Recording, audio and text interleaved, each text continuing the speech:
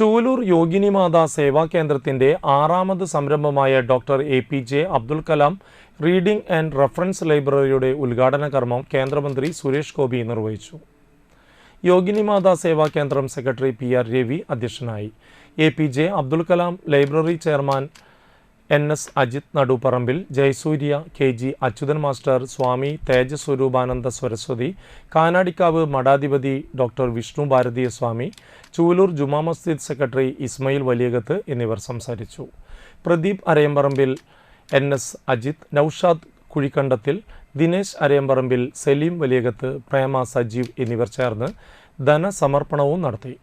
ഉദ്ഘാടനത്തിന് ശേഷം സുരേഷ് ഗോപിയെ ചൂലൂർ ബാലികാ സദനത്തിൽ പ്രസിഡന്റ് NS സജീവൻ സ്വീകരിച്ചു. തുടർന്ന് ബാലികാ സദനത്തിലെ അമ്മമാരുടെയും കുട്ടികളോടൊപ്പവും കൂടിയിരുന്ന് ഭക്ഷണവും കഴിച്ചു. ശ്രീഭദ്ര ഐനിച്ചോട് കൈകൊട്ടിക്കളി സംഘത്തിലെ വിജയികളായ കുട്ടികൾക്ക് ഉപഹാരവും സുരേഷ് ഗോപി നൽകി.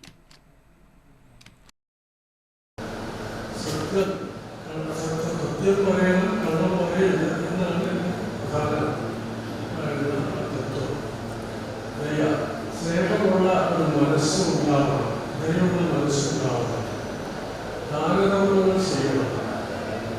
കണ്ടറിഞ്ഞ് വളരെ ബുദ്ധിമുട്ട് അനുഭവിക്കുന്നവർക്കും വിഷമങ്ങൾ അനുഭവിക്കുന്നവർക്കും കണ്ടറിഞ്ഞ് ദാനധർമ്മങ്ങൾ ചെയ്യണം.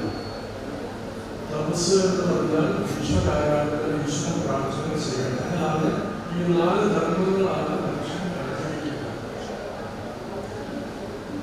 മാതൃദേവോ ഭവ, പിതൃദേവോ ഭവ, ആചാര്യദേവോ ഭവ, അതിഥിദേവോ ഭവ.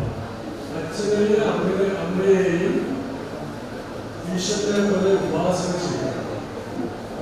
ആചാര്യന്മാരെ വന്ദിക്കണം, ഗുരുദക്ഷിണമെടുത്ത് അവരെ വന്ദിക്കണം, ഗുരുക്കന്മാരെയും വന്ദിക്കണം. അതിഥിദേവോ ഭവ, അതിഥികളെ